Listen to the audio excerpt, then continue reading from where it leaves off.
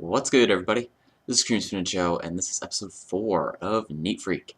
And today we will be talking about what I mentioned in the previous episode. We're going to start pinpointing scotches within the realms we've already talked about. So we talked about blended malt, we have the beginning of the single malts, and then we talked about cask strength.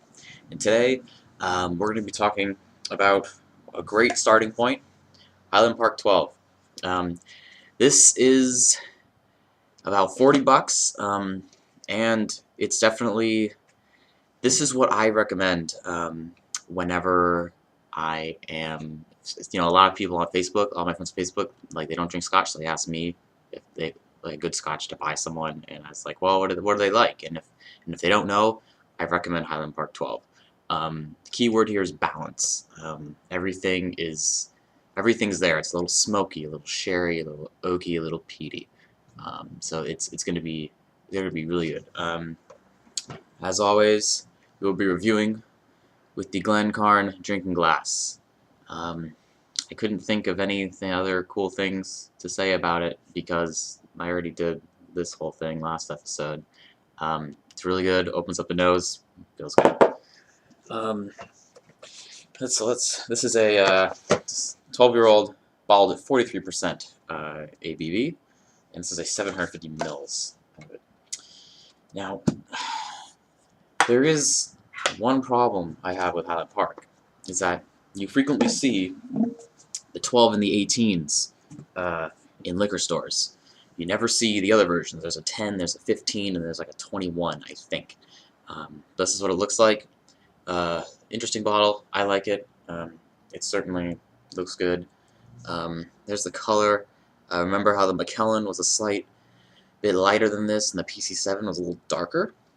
So you can kind of see it's kind of hitting that middle ground. So let's pour ourselves some and get started.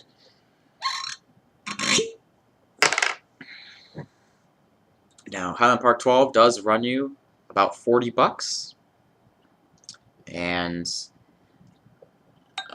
personally, I've always the 18. I've had the 18, and in my opinion, I would stick with the 12. Just because 12 is 40 bucks, the 18 is about 110. So, and all the 18 does compared to the 12 is enhance all the flavors. It's a little more smoky, a little more oaky, a little more sherry, a little more everything. So here's the color. Let me get a good shot of that. Nice and a very neutral gold. McKellen was a light one. The other one was a dark amber. This is a very neutral gold. It looks good, and it's again, it's not super sherry. It's not super oaky. It's not super peaty, and you can kind of see that in here. So hopefully that gets moving. So let's give it a nosing. That's great. So like I said, I smell a lot of sherry. A bunch of oak, definitely some pine, some nuts, a little bit of fruit, a little bit of nutmeg, and I also get a little bit of peat. I can kind of smell the smokiness as it's hitting my nostrils.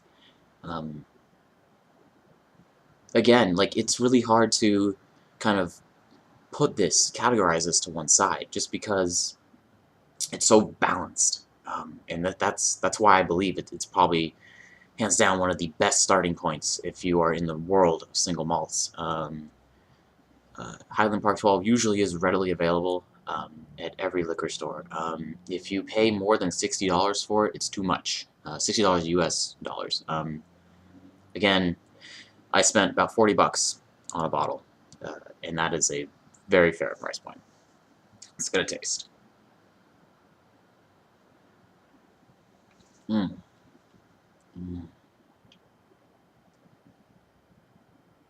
It's quite good. Like I said, a little peaty, a little oaky, and definitely some sherry influence here as well. This is a very good balance of flavors. In terms of the finish, I still have a little bit of smokiness in my mouth. If I kind of breathe out through my mouth while it's closed, I can kind of get a little bit of that flavor back. And it's balanced. It's a tiny, tiny bit of an alcohol burn. It's not a big deal for me. But again, it's really balanced. Very balanced.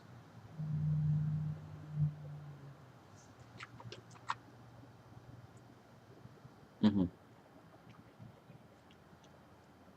And that's a little bit of berry. Still, I get a lot of sherry. A little bit of berry.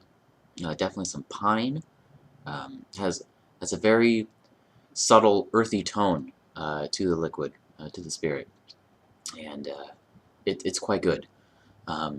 This is definitely something that you can drink neat, and of course, since the show is called Neat Freak, we're going to continue to drink it neat, but um, I believe if you want to add some water to it, do it.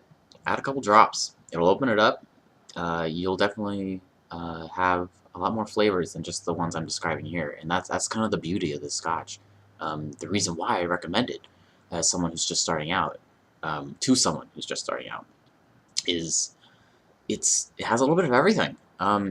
If there's a point of this, if someone drinks this and they're like, oh, I don't really like the oaky. Okay, well, go peaty, go to Lefroy. I mean, if you don't, or if you go to Sherry, go to a Macallan 12 or a Bunda. I mean, it's just there's so many options to start to go from. I mean, the paths just break open. I mean, there's so many roads to take after you've had this because it has a little bit of everything. And honestly, I really feel like this should be the standard when comparing scotches to.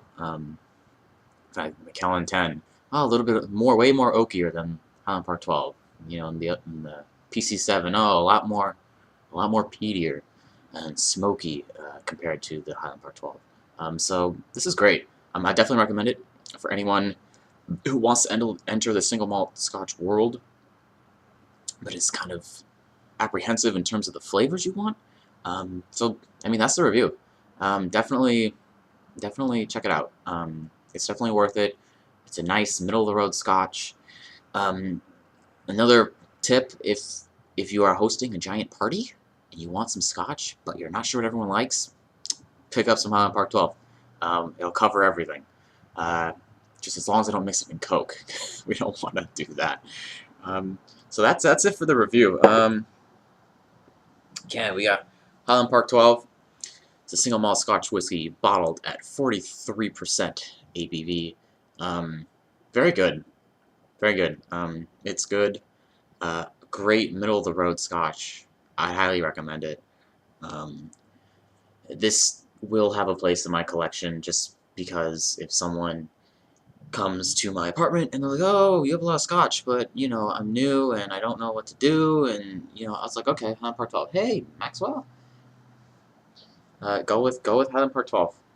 It's definitely worth it. So here's the box. So Highland Park 12. Ah, Maxwell, your tail. Sorry about that. Hey, buddy. Come on. So Highland Park 12, definitely worth it.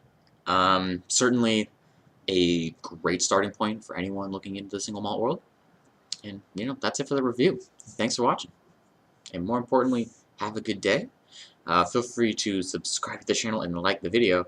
There will be a lot more coming up. And also in each video, which you are noticing, I will link my written review on Reddit to the video, just so you don't have to deal with me talking for, I don't know, 7, 8, 9 minutes just to get to the part where he's like, oh, he's finally talking about it. So you can just read it, get it, wham, bam, done.